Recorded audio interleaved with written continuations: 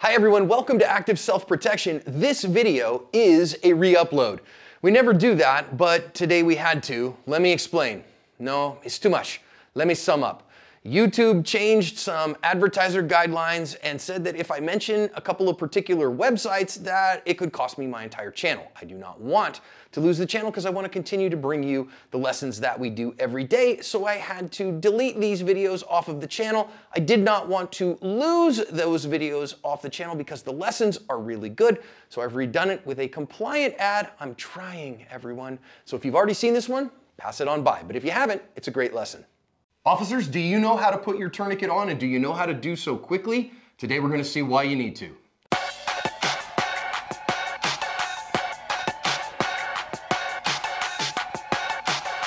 Hi everyone, welcome to today's badge cam lesson here at Active Self-Protection. I'm your host, John Correa. And I'm your co-host, Mike Williver. Today's video comes to us from Pima County, particularly Tucson, Arizona.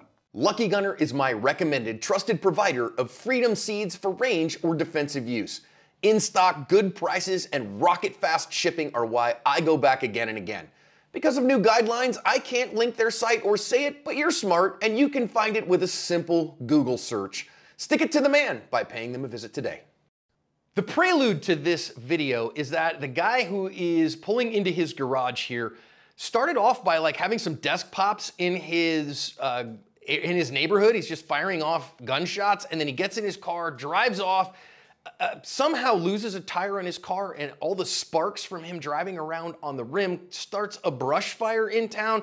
Cops go looking for him. They find him as he is pulling his, spark-filled car into his garage. And then it's going to get crazier from there. Let's listen in.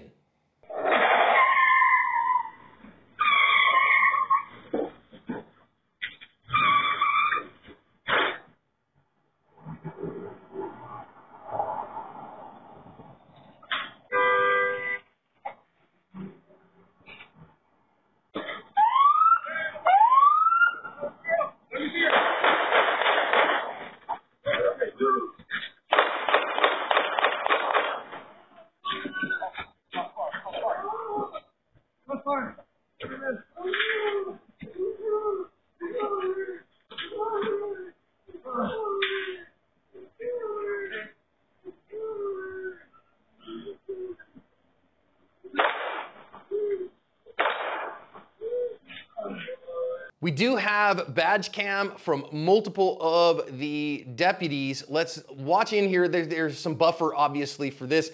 Deputy takes fire immediately and goes down. We're not going to get to hear him on that particular part. We will for the second deputy. Let's continue to listen in to what happens.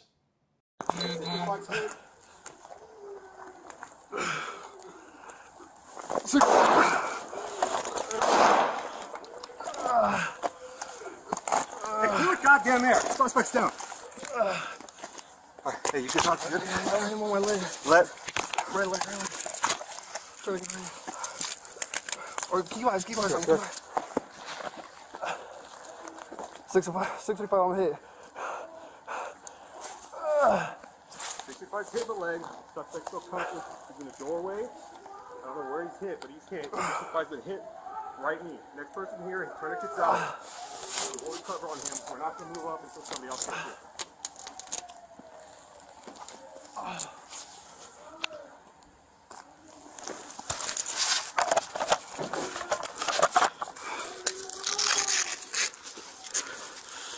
Sorry.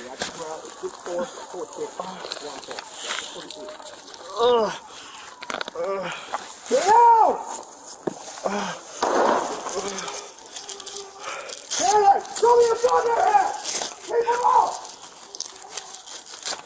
Keep your hands off! You already shot! You move, I will shoot you again. Do you understand?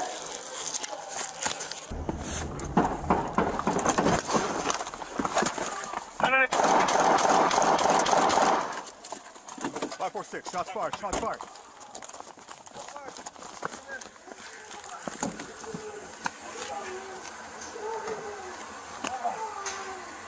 Hey, 635's hit.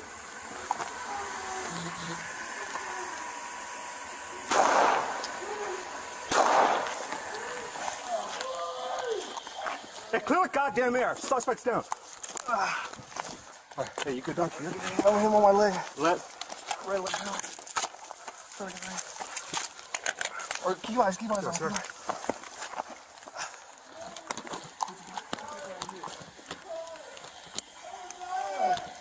65's hit in the leg. Suspect's still conscious. He's in the doorway.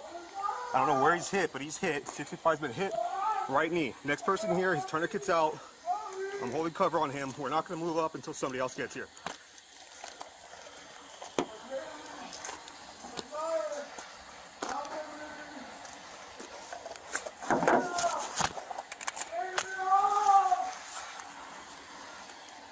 Hey, the address we're at is Swan Falls. Drop a 43. Stay down! Stay there! Show me your goddamn hands! Keep them up! Keep your hands up! You already shot. If you move, I will shoot you again. Do you understand? Keep both your hands up, now. Yeah, well, you already shot at me, so I ain't moving up yet. Help me. I will as soon as somebody else gets here. All right, suspect's still conscious. He's talking to me. Unknown if anybody else is in the house. 28 for this vehicle.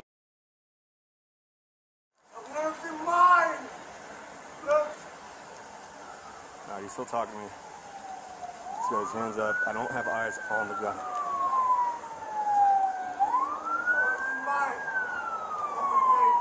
Alright, that next unit, 65 is right there. Go to him first, second one come to me.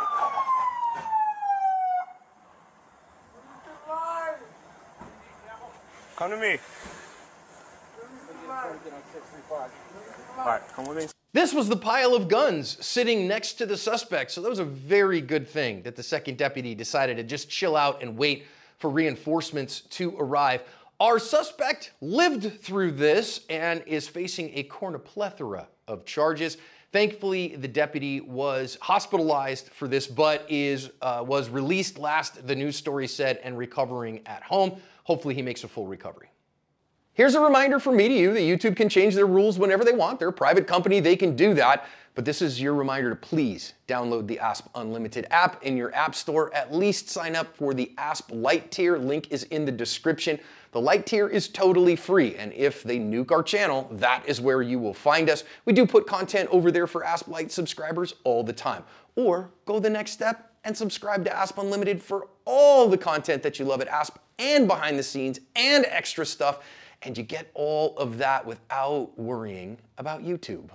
I really think our initial lesson here is that you can't win every fight. Sometimes you're just gonna get got, because our deputy shows up here and it's not like he made any tactical errors. He's trying to see what the heck this guy is doing, and the guy just shows up with gunfire.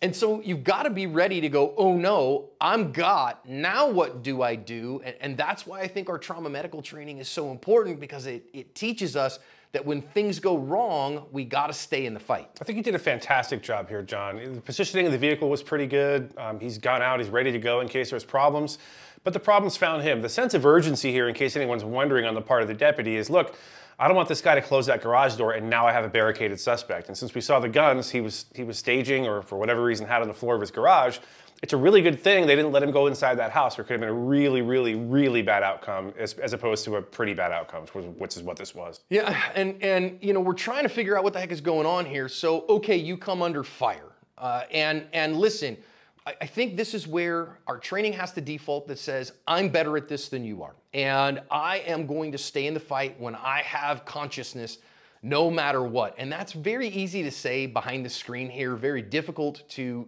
train people to do. But how you build that emotional fitness is by doing hard things. This is why, I mean, good empty-handed training, some rolling in jiu-jitsu or sambo or wrestling, something like that, can build an emotional well that says, I know how to deal with pain, I'm okay, I'm gonna stay in the fight. And I think the officer did a pretty okay job of that, though I do wish, Mike, if he realized I need a tourniquet on here, that he would have gotten at that quickly, because if you're dying from bleeding, seconds really count. Yeah, I think he figured out pretty early on that it wasn't that serious of a wound as far as being life-threatening. He didn't hit an artery or anything, but he wasn't sure. And I love the fact that when his partner comes over, he goes, you know what, I'm okay enough, get eyes back on the bad guy, which was the right thing for him to do, realizing he wasn't, 30 seconds away from bleeding to death. So I think he kept his head really, really well in the situation. Look, no one expects the Spanish Inquisition, and nobody expects to be shot getting out of a car. So I think overall, he did a pretty darn good job. Yes, I can't agree more. He did an excellent job. Both of these guys did a really fine job. I will say this. So when we talk about tourniquet placement, right, you got to recognize that sometimes if you're putting it on a leg, the best thing to do is to take the strap all the way out from the buckle and then run it under your leg rather than try to run it over your leg. Because when you're injured like this, you can hear him go really hard when he's trying to move his leg to get the tourniquet on it. Might be a better choice to take it out of the buckle, run it under your leg, put it back through the buckle. Then remember, you want to tighten it so tight before you touch the windlass that it is painful already, and then start windlassing it down until it hurts more than the gunshot hurts. And that's a pretty big to do. Obviously, what you really want is you want the bleeding to stop. Now, this second guy, I'm just going to say, man, he's a member of the Special Pants Brigade, Mike. 100%.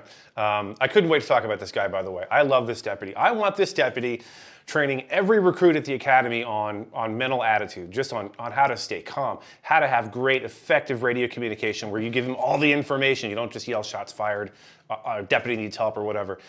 His shooting was good. His tactics were good. His communications were good. Everything was really fantastic. But most of all, John, his decision-making ability under fire is what I really admire the most, because he ran over to check his partner. His partner goes, nope, I'm good to go. Get eyes on. He got eyes back on. Judicious use of a firearm, knowing when to shoot. All of these things he demonstrated. This really is a credit to Pima County Sheriff's Department, not office, by the way. I love these guys. I got to work with them a little bit in Tucson, and I was very impressed, and I remain impressed. I'm impressed as well. I mean, I think a couple people might wonder, like, wait a minute, why is he continued? He shot a couple times there into the house, but guys, recognize there was a big pile of guns next to him, and we really can't see like the deputy can see in terms of what was going on in that doorway. And given the fact of that this guy's just shot a cop, all the circumstances surrounding this, I don't have any problems with that. I'm gonna trust that the deputy saw what he needed to see and said, no, I need to shoot this guy. I also love that he pumped the brakes when it was time to approach. The guy was like, oh, I need help. But I really think that could have been an ambush given the number of guns that he had there. So I love the fact that he waited here until he had more backup to approach. Yeah, 100% again. I couldn't agree more. I don't know what the deputy saw. Maybe we'll get to talk to him one day. Hey, hit me up, Mike@ActiveSelfProtection.com. You can come on the podcast and talk about it, maybe. But whatever he saw, he was not comfortable moving up, and that was the right call, as it turns out. And also, by the way, talking about his communications, the way he communicated to the responding units, hey, first unit in, go to the injured deputy. Second unit in, come to me, we'll approach, blah, blah, blah. Just textbook, John. I can't say enough about this guy. Yeah, and that kind of communication, I think, is super rare. So I think the lesson out of that one is, I don't know what level his seniority was, but if no one else is taking charge, you take charge. You take charge of the scene and make happen what needs to happen. And he did exactly that. So, deputy, welcome to the Special Pants Brigade.